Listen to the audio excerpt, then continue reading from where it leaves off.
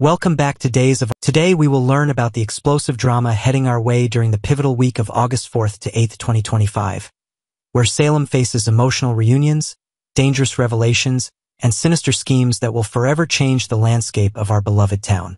The triumphant return of Salem's most beloved troublemaker, the absence of Sammy Brady from John Black's memorial service, left an unmistakable void in Salem's collective heart.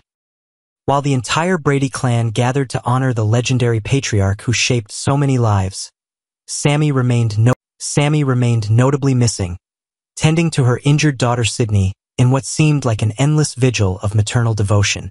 However, the winds of fate are finally shifting, bringing Allison Sweeney back to reprise her iconic role as the scheming yet vulnerable Sammy Brady. This homecoming represents far more than a simple return.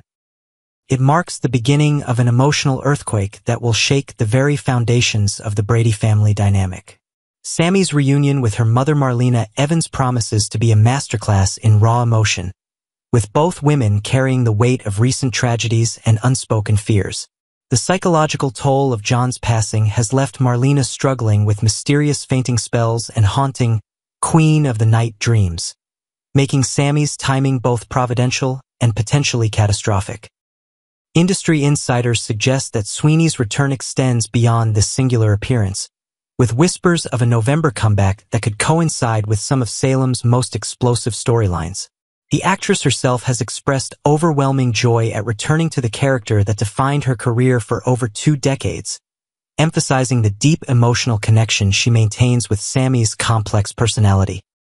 Hospital drama reaches critical mass. The claustrophobic confines of Salem University Hospital become the epicenter of escalating tension as J.J. Devereaux and Julie Williams find themselves consumed with mounting anxiety.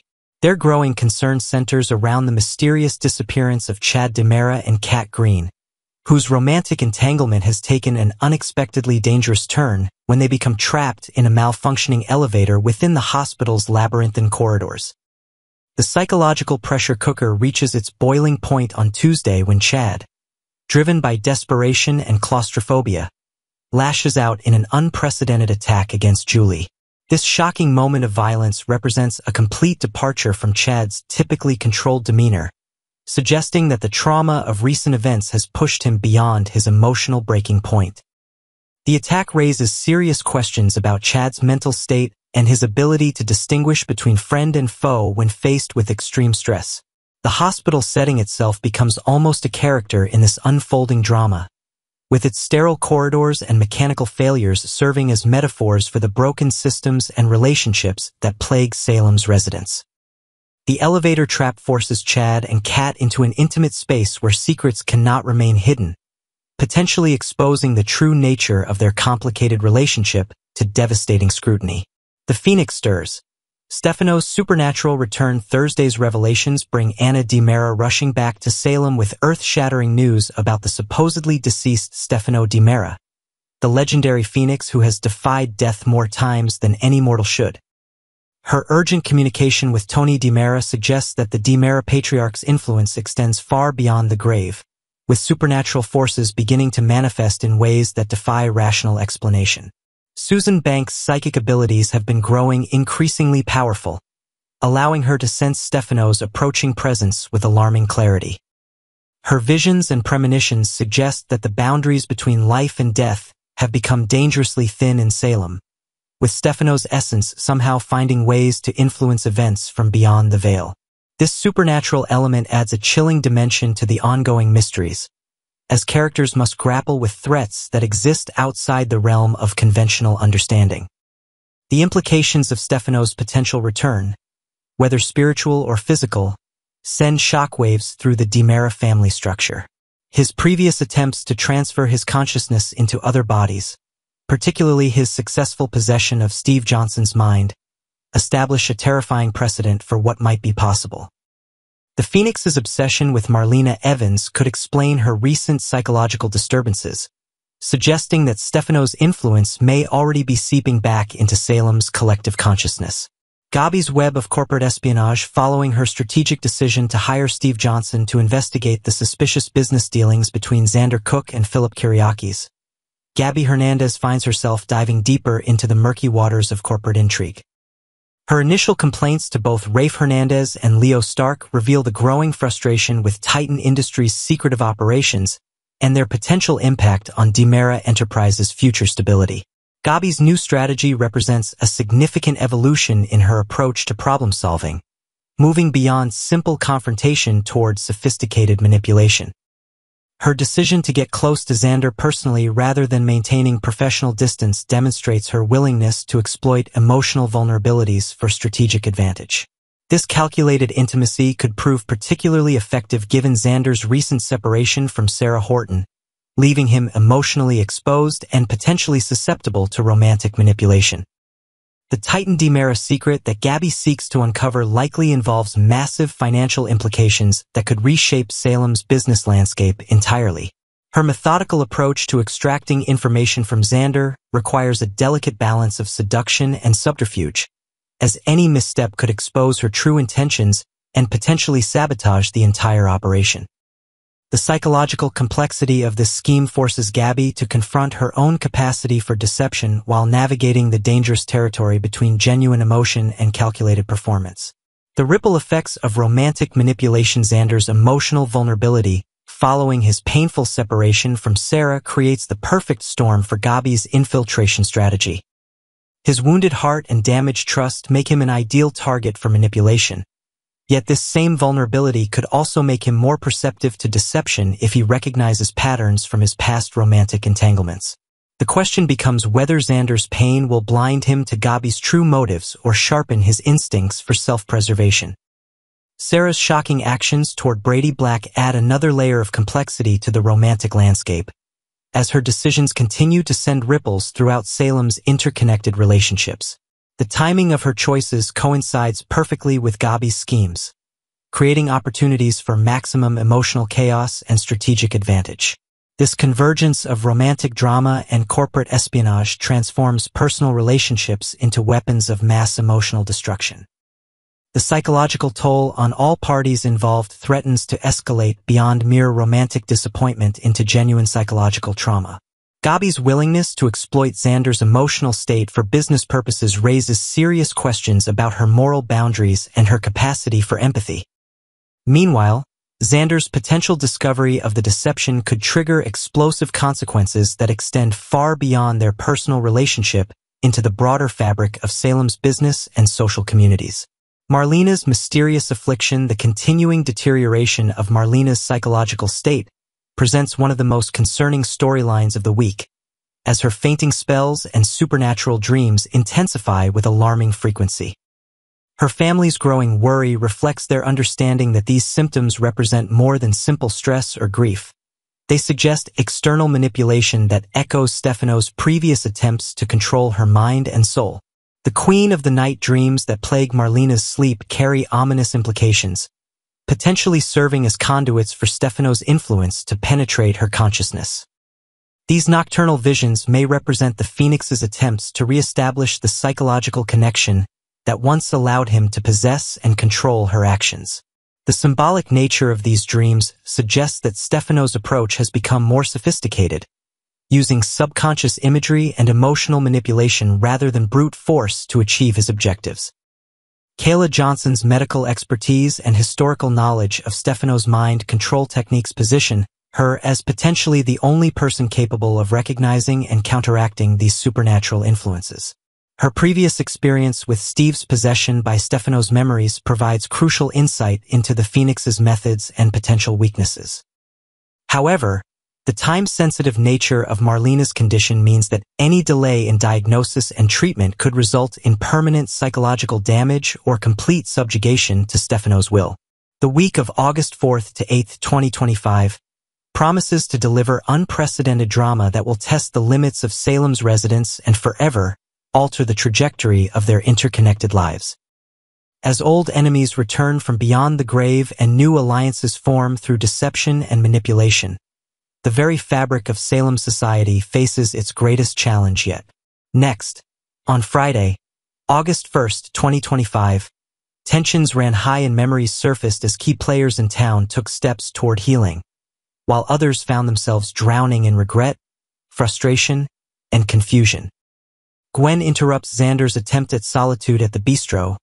Xander was hoping to savor a rare moment of solitude with a plate of food and a drink in peace. But just as he was about to enjoy the silence, Gwen appeared like a storm cloud rolling in without warning. Without asking, she slid into the seat opposite him, ignoring the flicker of irritation in his eyes. He tried to politely object, but she brushed it off with a coy smile, remarking that it was sad to see him all alone. Why wouldn't he want some company? Weren't they getting along again? Xander, guarded as ever, said he was simply enjoying some time to himself. Gwen feigned hurt. I thought we were rebuilding something, she said softly, her eyes probing his. Then, like a spark thrown into a powder keg, she let it slip that Leo had spotted them entering the Salem in together. Her tone was casual, but the implication hung thick in the air. The mention of Leo sent Xander into defense mode.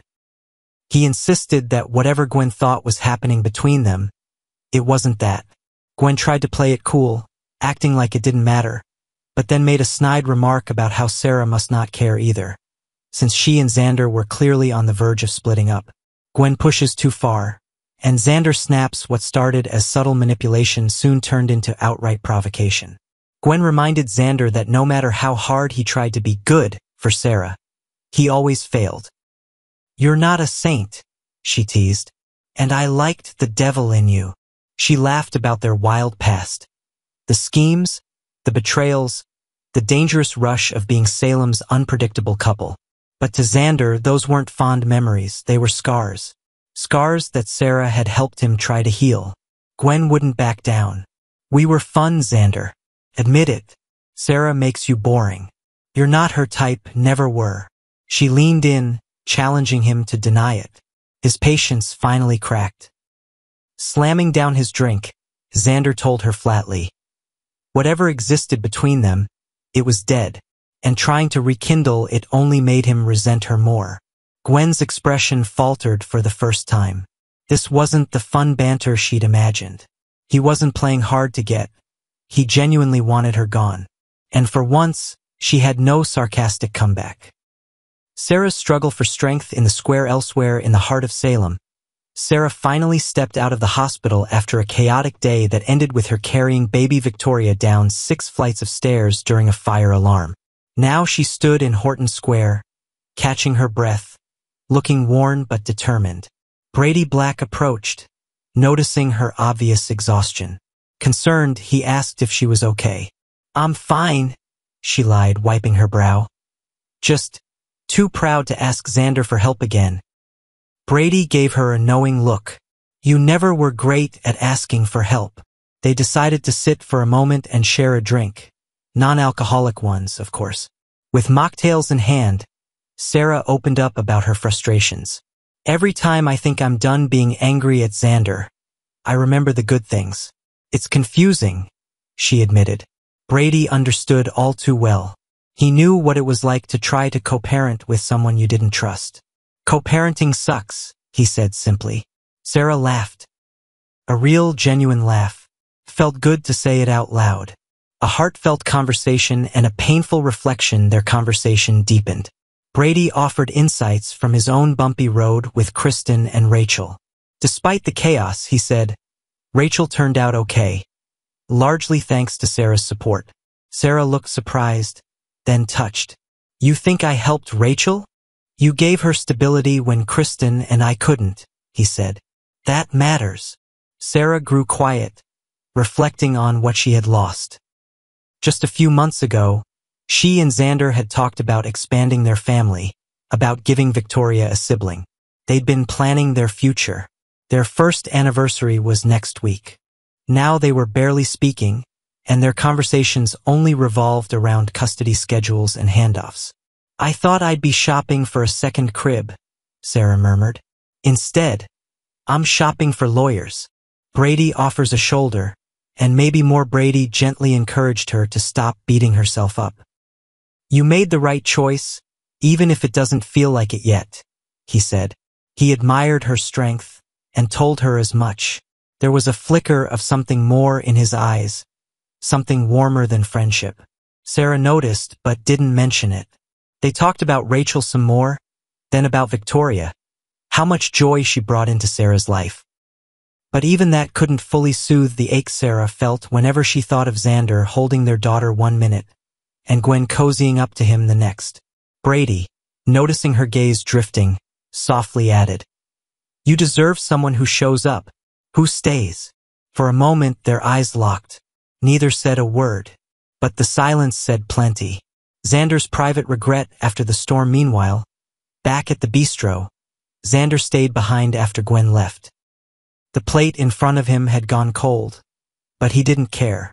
He sat staring into space, chewing over Gwen's words. Some of it stung because it was true. He had tried to change for Sarah, and sometimes he failed. But he wasn't the man Gwen once ran wild with. He didn't want to be. His heart was with his daughter, and with the woman who helped him believe he could be something better. But if Sarah didn't believe that anymore, what was the point? What's next in Salem? The calm before the storm? As night fell in Salem, everyone seemed to be preparing for a storm. Some emotional, some literal. Gwen wandered off with tears in her eyes, furious that her attempt to rekindle a flame had only left her burned. Sarah walked slowly back toward the apartment, weighing Brady's words in her heart. And Xander, alone and tired, finally stood and walked out into the night, unsure of what kind of man he would need to become next. With anniversaries looming, custody tensions rising, and new emotional bonds forming unexpectedly, Salem's couples may soon find that the past has a way of catching up, even as they desperately try to build new futures. So stay tuned, because on days of our lives, the heart never forgets, even when it tries.